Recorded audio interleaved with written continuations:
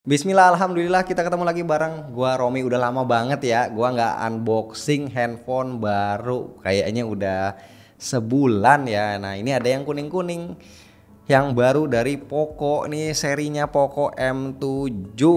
Wih, polosan aja nih boxnya ya. Begini nggak ada penampakan handphonenya. Seperti biasa ini udah dibuat di Indonesia. Ini yang warna hitam dengan kapasitas 8256 GB. Nah, si Poco M7 ini sebenarnya kan ada yang Pro, ada yang biasa, ini yang biasa, terus ada yang 5G, ada yang 4G. 5G udah rilis duluan harusnya, yang ini yang terbaru adalah yang versi 4G-nya LTE. Ini dalamnya seperti ini. Kita lihat kompartemennya, ada SIM ejector, quick guide, pembatas buku, stiker, dan ada casing. Nah, gue perhatiin ya HP-HP-nya Xiaomi ini makin kesini untuk casing bawaannya yang dikasih kualitasnya meningkat. Kalau biasa kan cuman transparan biasa ya. Nah, ini kita dikasih yang lebih bagus walaupun masih soft case, tapi ini kualitasnya lebih oke lah. Tuh, dalamnya juga ada teksturnya seperti ini. Terus ini handphonenya, terus charger kita dapat 33 watt USB A harusnya, terus kabelnya juga USB A to USB C.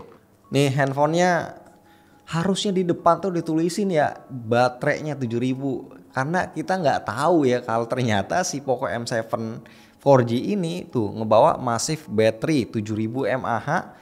Layarnya gede 6,9, Snapdragon 685 chipsetnya, dan kameranya 50 megapiksel. Oke. Nice. Ya, kalau dipegang ini gede sih memang handphonenya ya. Tuh. Dia warna hitam, sayang banget sebenarnya gua berharapnya dikirimin yang warna silver, karena yang silver itu lebih menarik ya. Kalau yang hitam ini polosan aja, terlalu biasa gitu. Walaupun sebenarnya kalau kita perhatiin nih warna hitamnya, dia finishingnya itu agak-agak berkilau sedikit lah gitu, nggak terlalu yang doff banget ya. Tapi kalau kena cahaya itu baru kelihatan. Ya, bagian belakangnya sebenarnya simple aja seperti ini. Kameranya ada di sebelah kiri memanjang ke bawah secara vertikal, terus ada logo Poco-nya tulisannya di sini di sebelah kiri bawah nih. Oke ya, bagus. Minimalis, lumayan ini sih berasa lumayan agak berat dan tebal, tapi ya nggak tebel-tebel banget ya. Kalau seandainya kita nggak tahu ini baterai 7000 mAh berasanya kayak tebel, tapi kalau kita tahu ini baterainya 7000 ya termasuk termasuk tipis gitu. Dengan size seperti ini bisa ngegendong baterai segede 7000 mAh. Nah, di atas kita bisa melihat ada infrared blaster tuh. Terus di sebelah kanan ada tombol power, ini harusnya nyatu dengan fingerprint ya. Terus ada tombol volume, di bawah ada port USB-C, speaker, dan juga ada mikrofon. Dan di sebelah kiri ada slot kartu di bagian kiri atas ya. Nah, ini dia sudah ada slot micro SD tapi hybrid ya. Nah, fun fact-nya seperti biasa ya, kalau Xiaomi sama Poco itu kan saudaraan. Nah, sebenarnya handphone si Poco M7 4G ini adalah handphone yang sama dengan ini, Redmi 15 tuh ya. Si Redmi 15 ini kemarin udah launching, harganya 2 juta kecil. Nah, kita nggak tahu ya kalau si Poco ini nanti harganya akan berapa, tapi secara dimensi ini sama. Sudah menyala, sudah gua setup. Tampilannya seperti ini. Ini layarnya IPS 6,9 inci, udah full HD ya. Tampilannya tajam, enak dilihat, nggak jelek sama sekali. Tapi memang untuk bezel ya masih basic aja, standar. Atas, kiri, kanan sama. Yang bawah lebih tebal sendiri ya, nggak akan protes lah untuk handphone yang seperti ini. Harusnya harganya 2 jutaan juga, atau mungkin bisa kurang maybe. Nah, untuk punch hole-nya juga menurut gua ini aman ya, nggak pakai water drop. Kalau Samsung itu kan handphone 2-3 jutaan yang masih suka pakai poni water drop. Nah, ini sudah model punch hole begini. Kita lihat untuk OS-nya. Dia pakai Xiaomi HyperOS 2 versi kedua maksudnya. Terus versi Android-nya udah 15, security patch-nya ada di bulan Juli, tapi gue belum ngecek ada update terbaru atau enggak, nanti aja. Kita mau lihat tampilannya seperti ini untuk app drawernya tuh teman-teman bisa lihat ya. Kalau yang udah pakai Xiaomi, Poco ya pastinya familiar lah dengan tampilan app drawernya, aplikasi-aplikasi yang terinstall tuh apa aja. Nih benar-benar pure, gue belum install aplikasi benchmark juga, yang mana ini bloatware seperti biasa lumayan banyak dan bisa dihapus aja sendiri. Ini kan katanya refresh rate-nya dia up to 144 Hz dan brightness-nya up to 850 nits. Kita coba cek ya, kita buktiin. Nih pilihan refresh rate-nya default dia up to bener tuh dynamically up to 144 Hz, atau bisa kita custom, bisa kita pilih 60, 90 atau up to 144 Hz. Dan di sini aplikasinya bisa kita lihat juga nih apa aja yang berjalan di refresh rate tinggi. Nah sekarang gue pengen coba ngetes fingerprintnya. Ini ada di tombol power yang harusnya, karena ini adalah teknologi yang udah lumayan lama ya, jadi ini bukan lagi menjadi masalah, harusnya secara kecepatan, akurasi juga bagus. Ini gue coba setup dulu.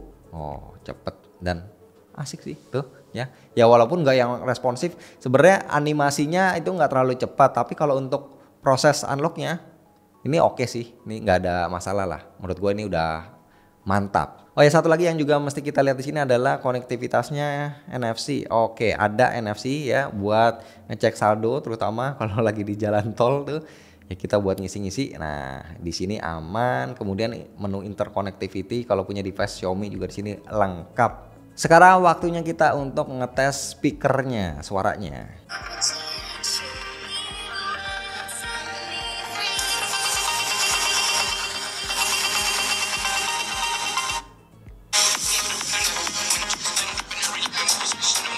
Oke, ini bassnya oke banget ya, dentumannya itu berasa enak, nggak apa namanya, nggak tipis. Terus juga untuk volume maksimalnya tertulisnya tuh 200% kayak di Boost gitu ya, dan nggak pecah di volume maksimal. Cuma sayangnya dia tidak stereo, jadi cuman keluar dari lubang yang bawah.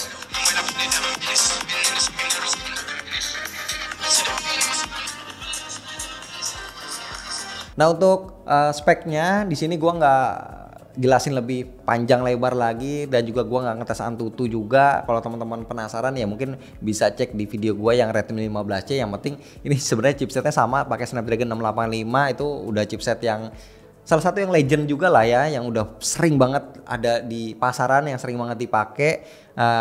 Untuk RAM-nya dia 8256, baterainya 7000 mAh dan ngecasnya bisa sampai dengan 33 watt. Sekarang gua mau langsung move ke kameranya aja ya. Kita lihat setupnya di belakang terlihat seperti ada dua kamera, tapi gue yakin sebenarnya ini cuma satu aja yang optimal yang bisa dipakai, yaitu 50 megapiksel. Tuh ada tulisannya 50 MP AI cam. Nah tampilan interface-nya seperti ini. Oke, by default ada pilihan 1 kali atau 2 kali untuk digital zoom. Kemudian untuk mode portrait kita tidak bisa memilih lensanya. Untuk aperture f1 sampai 1.4 sampai 16 ya. 1 sampai 16, 1.0 sampai 16. Kemudian ada mode night-nya bisa 1 kali atau 2 kali zoom, ada mode time lapse. Kemudian lagi ada mode Ultra HD untuk full res-nya di 50 megapiksel, bisa 1 kali atau 2 kali digital zoom. Nah untuk shutter lag-nya sendiri, ya ini nggak bisa dibilang cepet ya, tuh. Tapi masih oke. Kemudian untuk kamera depannya, oke, wah ini backlight ya. Oke, kita coba moto. Kita lihat hasilnya, masih bisa ngejar juga tuh untuk dynamic range. Gue pikir nggak bisa, tapi ternyata awannya tuh masih kelihatan oke. Terus wajah gue juga cukup soft ya, ya not bad lah untuk resolusi 8 megapiksel.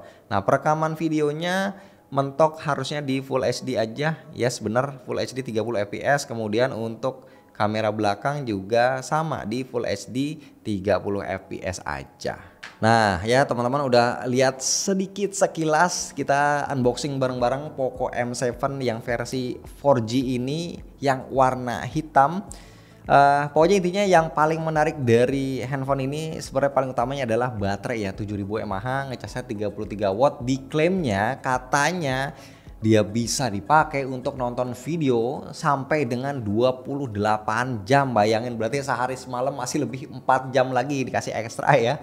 Terus untuk main game kayak MLBB atau Free Fire ya, kurang lebih kayak gitulah, karena kan sekelas. Itu katanya bisa sampai dengan 9 jam. Gua sendiri belum coba. Kalau beneran bisa kayak gitu sih edan ya, menurut gua bikin lupa waktu, gokil. Dan jangan lupa juga tadi gua skip ini UFS 2.2 untuk tipe storage-nya 256 GB. Jadi itu salah satu juga yang bisa jadi apa ya, jadi daya tarik lah untuk sebuah Poco M7 4G ini yang versi LTE. Cuman kalau boleh jujur gue sendiri sebenarnya lebih tertarik itu kalau gue lihat gambarnya yang warna silver. Nah teman-teman mungkin kalau mau beli bisa cek dulu, bandingin dulu warnanya kira-kira yang mana nih yang oke. Dan kalau udah fix nentuin warnanya, tinggal lihat di deskripsi, gue kasih link buat belinya. Thank you.